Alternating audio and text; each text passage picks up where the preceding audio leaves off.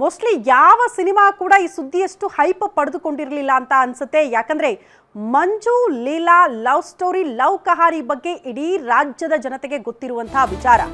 ಯಾಕಂದ್ರೆ triangle love story ಬಗ್ಗೆ ಅಷ್ಟು ದೊಡ್ಡ ಮಟ್ಟದಲ್ಲಿ ಸದ್ದು ಸುದ್ದಿಗಳಾಗಿತ್ತು. ಫ್ಲೇವರ್ ಮಂಜು ಬಾಳಲ್ಲಿ ಮತ್ತೆ ಪ್ರೇಮ ಅಂತೆ.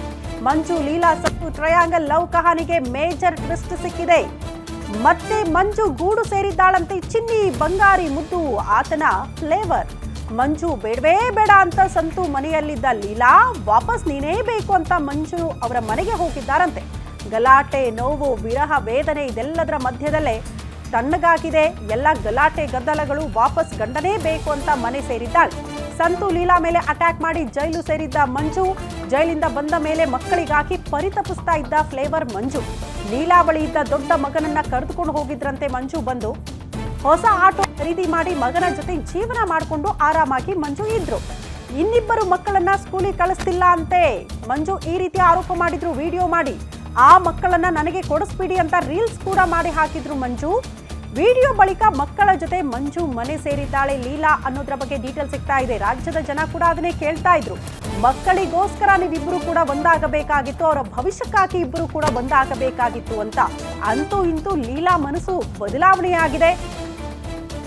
ಪ್ರೇಮ ಪ್ರೀತಿ ಅಂತ ಸಂತು ಹಿಂದೆ ಬೆನ್ನು ಬಿದ್ದು ಆತನ ಮನೆ ಸೇರಿದ್ದ ಲೀಲಾ ಈಗ ಗಂಡನೇ ಬೇಕು, ಗಂಡನ ಪಾದವೇ ಗಟ್ಟಿ ಅನ್ನೋ ಕಾರಣಕ್ಕೆ ಆತನ ಮನೆ ಸೇರಿದ್ದಾಳೆ ವಾಪಸ್. ಹಾಗಾಗಿ ಮರಳು ಗೂಡಿಗೆ ಲೀಲಾ ಹೋಗಿದ್ದಾಳೆ ಅನ್ನುವಂಥ ವಿಚಾರ.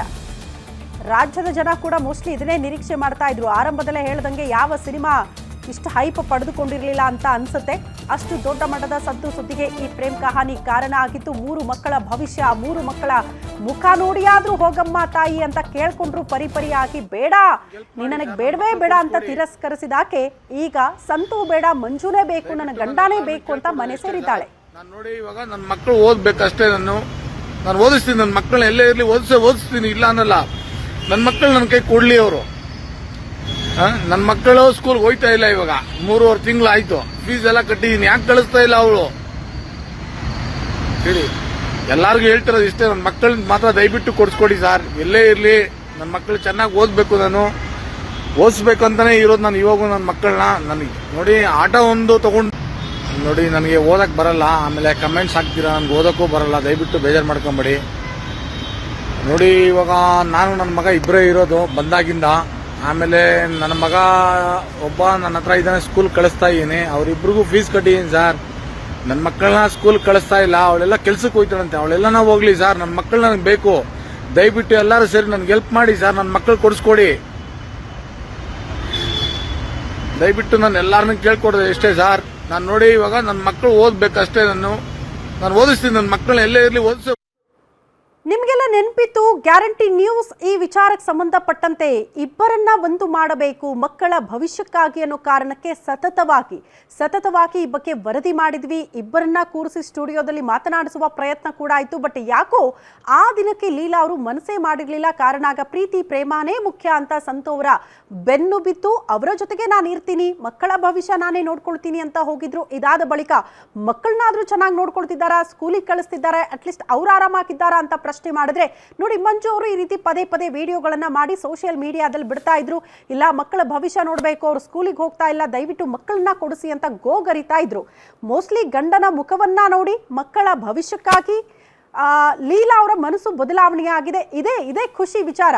ಗಂಡ ಹೆಂಡತಿ ಒಂದಾಗಿ ಮಕ್ಕಳ ಭವಿಷ್ಯಕ್ಕಾಗಿ ಜೀವನ ರೂಪಿಸ್ಕೊಳ್ಬೇಕು, ಜೀವನ ಮಾಡಬೇಕು ಅಂತ ಒಂದಾಗಿದ್ದಾರಲ್ಲ, ಮೋಸ್ಟ್ಲಿ ಇದು ಖುಷಿಯ ವಿಚಾರ ಅಂತ ಅನ್ಸುತ್ತೆ. ಹಾಗಾಗಿ ಈ ಟ್ರಯಾಂಗಲ್ ಲವ್ ಸ್ಟೋರಿ ಇತ್ತಲ್ಲ, ಅದು ಸುಖಾಂತ್ಯಗೊಂಡಿದೆ.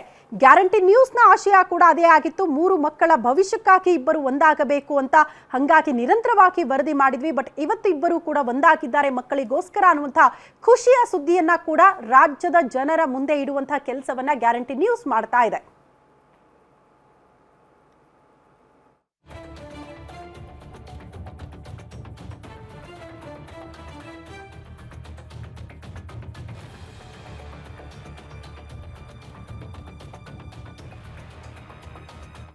ಮಕ್ಕಳಿಗೆ ಭವಿಷ್ಯ ಕೊಡ್ತೀನಿ, ಇಲ್ಲ ಅಂತ ಹೇಳಲ್ಲ. ಹಾಗೆ ಇಬ್ಬರು ಮಕ್ಕಳು ಇವಾಗ ನನ್ನ ಹತ್ರ ಬಿಟ್ಟಿದ್ದಾರೆ. ನಮ್ಮ ಮೇಡಮ್ ಅವರು ನಾನು ನಿಂತಿ ಇವಾಗ ಒಂದು ಮಗು ತಗೊಂಡಿದ್ದಾರೆ, ಇಲ್ಲ ಅಂತ ಹೇಳಲ್ಲ. ತಪ್ಪಾಗಿದೆ, ನಾನು ತಪ್ಪು ಮಾಡಿದೀನಿ, ತಿದ್ದುಕೊಂತೀನಿ. ನನ್ನ ಮಕ್ಕಳ ಭವಿಷ್ಯ ಹಾಳು ಮಾಡಕ್ ನನಗೆ ಇಷ್ಟ ಇಲ್ಲ. ನನ್ನ ಮಕ್ಕಳು ಚೆನ್ನಾಗಿರ್ಲಿ. ನನ್ನ ಮಕ್ಕಳ ಭವಿಷ್ಯ ನಂಗೆ ಹಾಳು ಮಾಡಕ್ ಇಷ್ಟ ಇಲ್ಲ. ನನ್ನ ಮಕ್ಕಳ ಭವಿಷ್ಯ ನಾನು ನೋಡ್ತೀನಿ, ಅವರು ನೋಡ್ಲಿ. ತಂದೆ ಆದವನು ನೋಡ್ಬೇಕು, ಅವ್ರ ಮಕ್ಕಳ ಜವಾಬ್ದಾರಿ ಅವರು ತಗೊಳ್ಳಿ, ನಾನು ತಗೊಂತೀನಿ. ಇಬ್ಬರು 3 ಜನ ಮಕ್ಕಳ ಜವಾಬ್ದಾರಿ ತಗೊಂಡು ನೋಡ್ಕೊಂಡು ಹೋಗ್ತೀನಿ. ಮಕ್ಕಳ ಭವಿಷ್ಯ ಮಾತ್ರ ಹಾಳು ಮಾಡಲ್ಲ. ಗೊತ್ತಿದ್ದೇನೋ ನನ್ನಿಂದ ತಪ್ಪಾಗಿದೆ. 3 ಜನ ಇಲ್ಲೇ ಇದ್ದಾರೆ, ಆದ್ರೆ ಹೆಣ್ಮಕ್ಳು ವೈಫ್ ಜೊತೆಲೇ ಇರ್ತಾರೆ. 2 ಮಕ್ಕಳು ನನ್ನ ಜೊತೆ ಗಂಡ್ ಮಕ್ಳು ಇದ್ದಾರೆ. ಸ್ಕೂಲ್ದು ಏನೇ ಇದಿರೋ ನಾನು ಕಟ್ಕೊಂತೀನಿ, ಇಲ್ಲ ಅಂತ ಹೇಳಲ್ಲ. ಯಾವತ್ತೂ ನಾನೇ ಓದಿಸ್ತೀನಿ 3 ಜನನು. ನಮ್ಮ ಜವಾಬ್ದಾರಿ ನಂದೇ ಇರ್ಲಿ. ಮಕ್ಕಳಿಗೆ